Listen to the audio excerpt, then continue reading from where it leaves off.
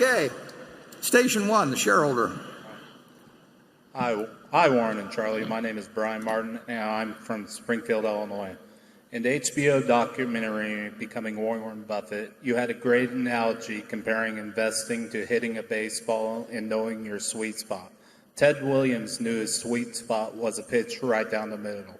When both of you look at potential investments, what attributes make a company a pitch in your sweet spot that you'll take a swing at and invest in?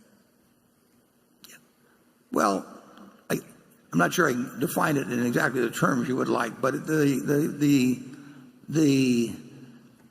we sort of know it when we see it, and it would tend to be a business that, for one reason or another, we can look out 5 or 10 or 20 years and decide that the competitive advantage that it had at the present would last over that period, and it would have a trusted manager that would not only fit into the Berkshire culture, but that was eager to join the Berkshire culture.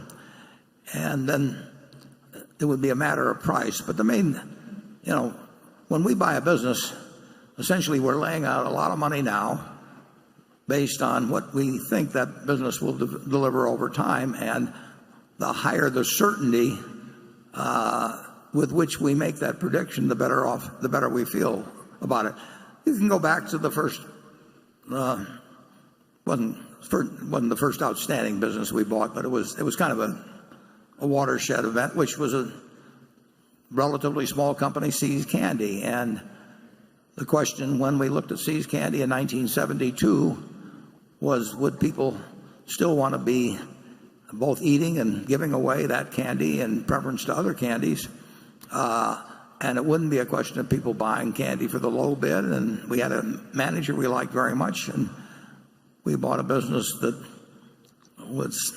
paid $25 million for it net of cash, and it was earning about $4 million pre-tax then, and we must be getting close to $2 billion or something like that pre-tax that we've taken out of it. But it was only because we felt that people would not be buying necessarily a lower price candy.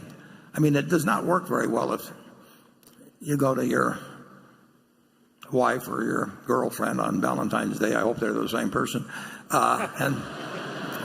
and say, here's a box of candy, honey, I took the low bid.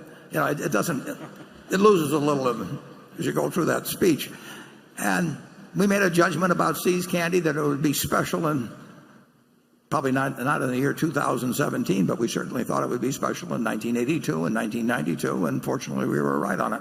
And we're looking for more See's Candies, only a lot bigger. Charlie?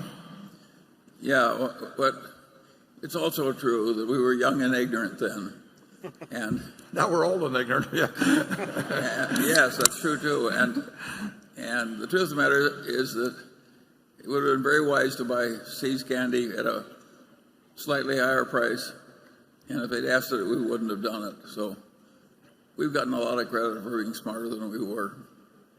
Yeah, and to be more accurate, if it had been $5 million more, I wouldn't have bought it. Charlie would have been willing to buy it. So fortunately that we didn't get to the point where we had to make that decision that way.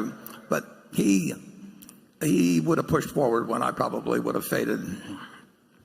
It's a good thing. It's a good thing that the guy came around. Actually, the seller was he's the grandson of Mrs. C, wasn't he, Charlie? He was Larry C's son. Am I correct? Or Larry C's brother. But he was not interested in the business, and he was more interested in girls and grapes, actually. And he almost changed his mind. He did change his mind about selling. And I wasn't there, but Rick Aaron told me that Charlie went in and gave an hour talk on the merits of girls and grapes over having a candy company. This is true, folks. And the fellow sold to us. So I pulled Charlie out in emergencies like that. We were very lucky that early the habit of buying horrible businesses because they were really cheap. It gave us a lot of experience trying to fix unfixable businesses as they headed downward toward doom. And that early experience was so horrible, fixing the unfixable, that we were very good at avoiding it thereafter.